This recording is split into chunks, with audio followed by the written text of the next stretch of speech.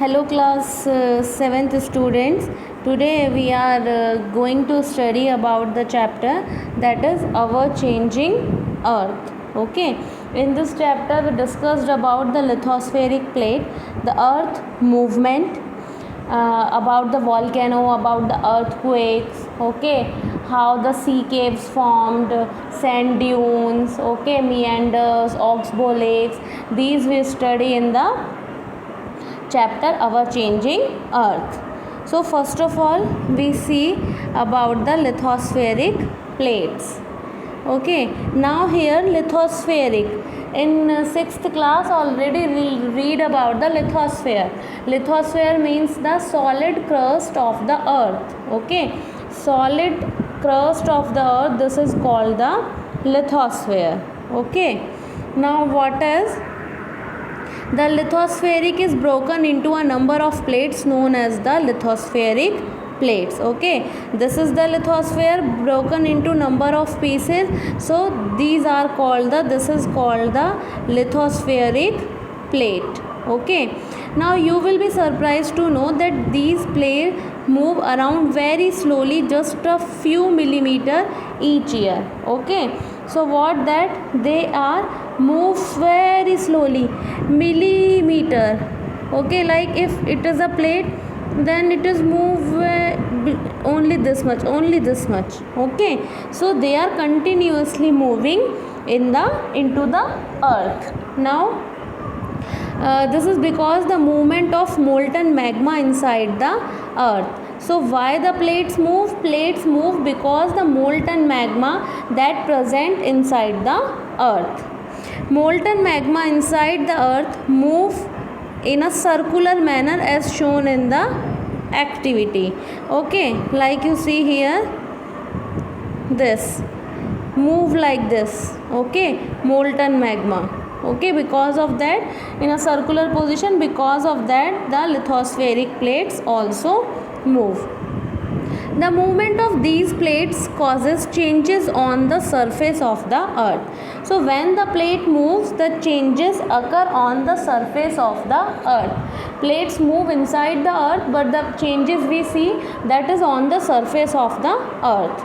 The earth movements are divided on the basis of the forces which cause them. So the movement of the earth, that is divided on the basis of the forces, external forces, internal forces, the forces which act in the interior of the earth, okay, that are called the endogenic forces. The forces that have act, okay, that inside the earth, that is called the endogenic forces.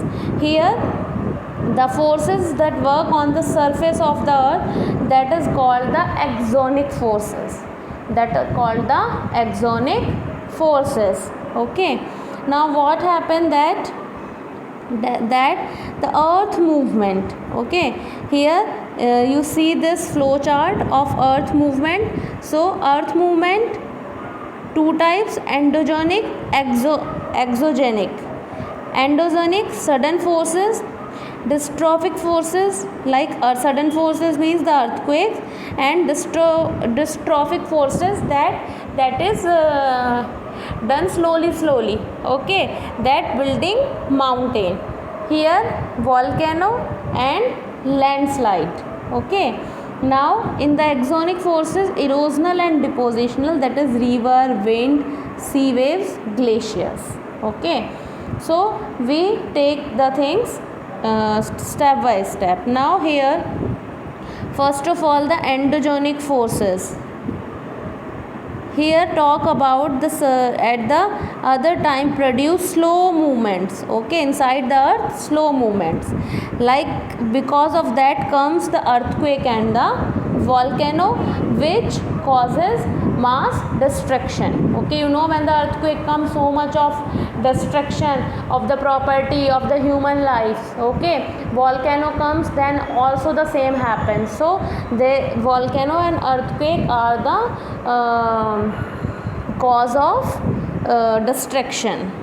Now here we see about the volcano. What is a volcano? Volcano is a vent opening. Okay, vent means opening. in the earth crust, okay, in which the molten material erupts suddenly. This is the earth crust. Now the molten material, molten magma here and suddenly come out, okay, then what it is called? The volcano. It is called the volcano. And what it spreads here and there. This is the earth crust, molten magma inside the earth crust suddenly come out and what flow here and there. It is called the volcano. What it is called? The volcano. Here vent means the opening, okay, a hole. Now similarly, when the lithospheric plates move, the surface of the earth vibrates, okay. When the plates move, then the surface of the earth vibrates, and this vibration what called? Earthquake, okay. What earthquake? When you feel the vibration in the earth surface, that is called the earthquake. Now here the place in the crust where the movement starts, it is called the focus, okay. Crust is here, okay, crust is here. This point where the earthquake start, that is called the focus. That is called the focus. And same point above the earth surface, and same point above the earth surface, that is called the epicenter. That is called the epicenter, okay. Understand? In the crust it is called the focus, and above the surface it is called the epicenter, okay. The place on the surface above the focus is called epicenter, okay. There is the greatest damage usually closest to the epicenter. If buildings are here, people are here, then it causes more, okay, in comparison to here or here. Now first you see here this, do you know?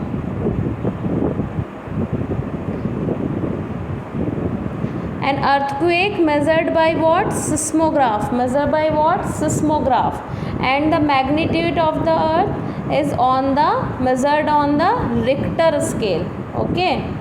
Earthquake measured on seismograph, and the magnitude of the earthquake measured on the Richter scale, okay. Now if earthquake 2.0 or less, then it is only little bit, but if it is 5.0, it cause damage. If 6 or higher than 6, then it is very strong, and if 7.0, it is the major earthquake. It is the major earthquake. Now come to here.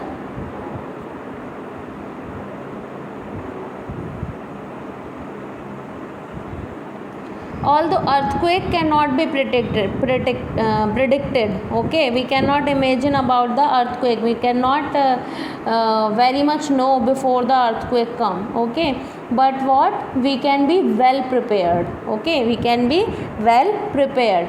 Some here are giving some methods of prediction, that is, if the fish fish is in the pond and that get agitated, snake come outside on the surface. So these are some prediction that you can check before the earthquake. Now here earthquake preparedness, okay, where you have to save under a kitchen counter, table, desk, against an inside corner or wall. Stay away. We are stay away from fireplaces, areas around chimneys in the kitchen, okay, windows and mirrors and picture frames, okay. Be prepared. Spread awareness amongst your friend and family members. Like today you are reading this chapter, so you can tell to your parents, your family members, your relatives, your friends that we should all prepare for the earthquake. So this is called the spreading awareness. Now next here, landforms, major landforms, okay. So here what are the major landforms? We see that two activities, two process. First one is weathering, is the breaking up of the rocks on the earth surface. Okay, on the earth's surface, you know, there are rocks, you all are know the rock. So when that are breaking up, that is called the weathering. Okay, that is called the weathering. Now erosion is the wearing away of the landscape by different agents like water, wind, ice. By the water, wind and ice, when the things remove on the surface of the earth. Okay, and that is called the erosion. That is called the erosion. And then first they can remove from here and deposit here by the water, wind and ice.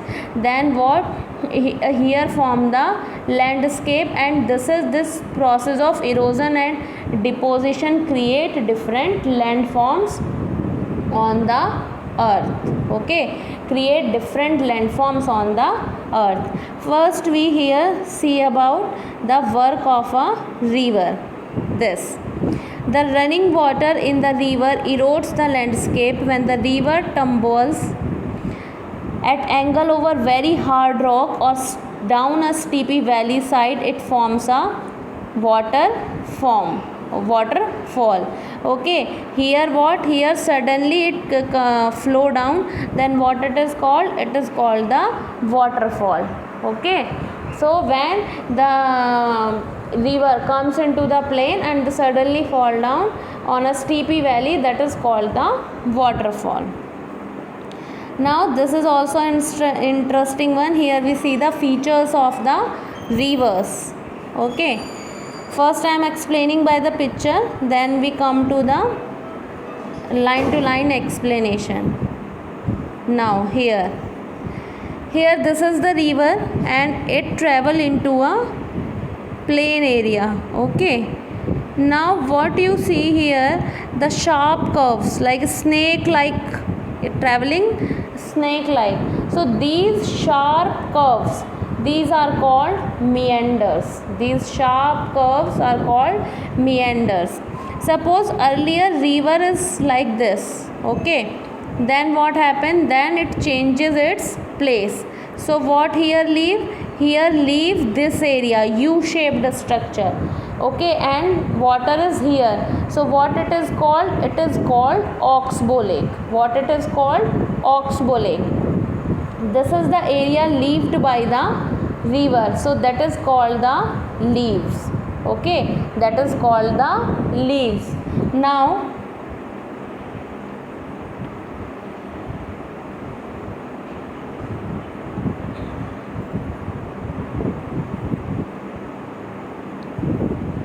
as the river enters into the plain, it twists and turns and forming the large bends. Okay, large bends, that is called the meanders. Sharp turns or large bends, that is called the meanders. Okay, due to continuous erosion and deposition along the sides of the meander, the ends of the meander loop come closer and closer. In due course of the time, meander loop cuts off from the river and forms a cut-off lake, that is called the oxbow lake. This is the oxbow lake. At times of the river overflows its bank. This led to the flooding of the neighboring areas. As it floods, it deposits layers of the fine soil and other material called sediments along with its banks. This led to the formation of a flat, fertile floodplain. The raised banks are called leaves. Here what called? Leaves. As the river approaches the sea, the speed of the falling water decreases and the river begins to break up into number of streams. Here when it is near to the sea, the river divided into various branches, distributaries, that are called distributaries. The river becomes so slow, okay, so that it's begin to deposit its load. Each distributaries form its own mouth. The collection of sediments from all the mouth forms a delta. Okay, here the sediment collected by every distributary, that is called the delta.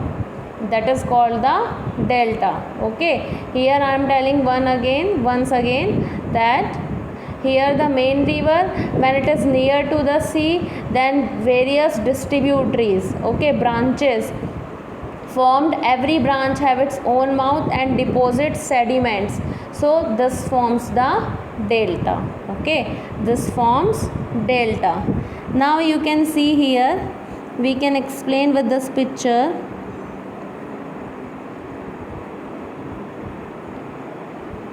Work of sea waves.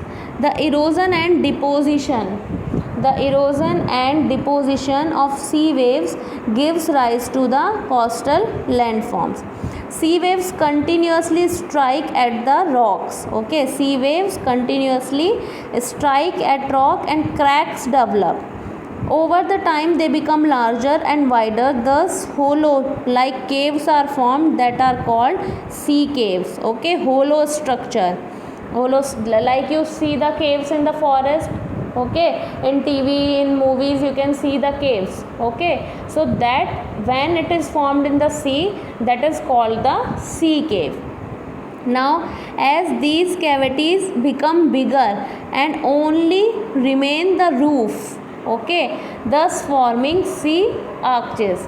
Here when only the roof remain, okay, water come and go inside, and come outside, that is called the sea arch. Now further erosion breaks the roof and only walls are left. These wall like structure called stakes. When only walls left, then what it is called, the wall like structure. So the steepy rocky coast rising almost vertically above sea water is called sea cliff. Okay, so that the steepy rocky coast rising almost vertically above, that is called the sea cliff.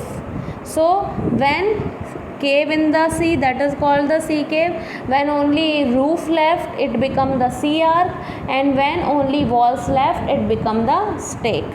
The sea waves deposit sediments along the shores forming beaches. When the, so like you see na, in the beaches what happened, wave come and left the sand, then again went to the sea, then again came on the shore and then back to the sea, so that form the beaches. Okay, waves form the beaches.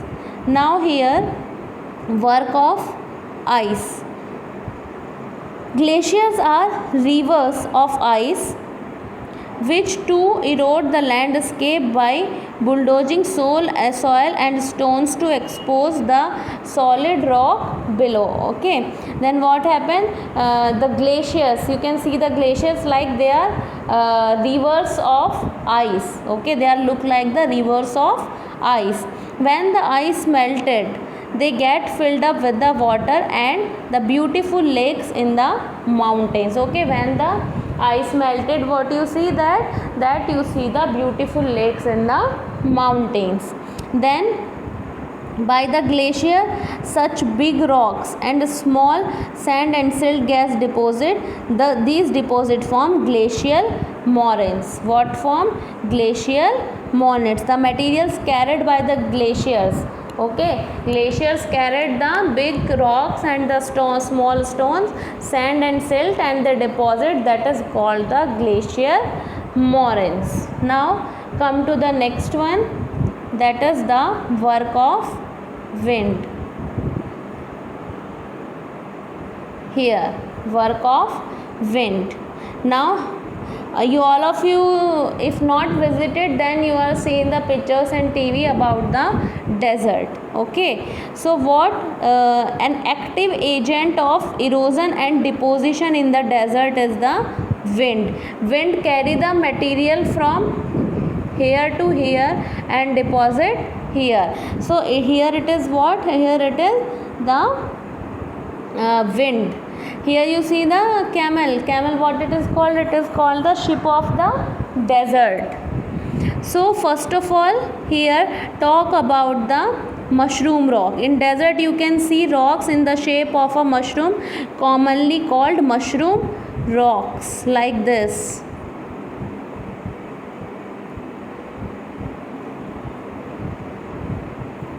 like this. This is called the mushroom rock. Now, therefore, such rock have narrow base and wider top. Narrow base and wider top. Okay.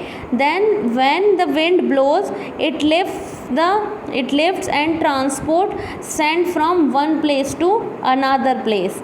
When it stops blowing from one place to another place, when it stops, then sand fall and deposit, and it is called the sand dune. Here this is the sand. Then when the very speedy wind going on, then carried here and make the deposit the sand here, and what it is called? It is called the sand dunes. When the grains of sand dunes are very fine and carry it over long distances, when such sand is deposited in large areas, it is called loess. What it is called? Loess. If it is very fine grain and travel longer, then it is called the loess. So large deposits of loess is found in China. Okay, so in this chapter what we study about? We study about the lithospheric plates, the movement, endogenic forces, exonic forces. Okay, then what we study? Volcano, earthquake. Okay, then the features of the rivers, meanders, oxbow lakes. Okay, waterfall, delta, then sea caves, sea arc, stack, sea cliff, glacier moraines. Here the mushroom rock, sand dunes. Okay, so go through the video, understand it carefully, and try to understand the chapter also. Thank you.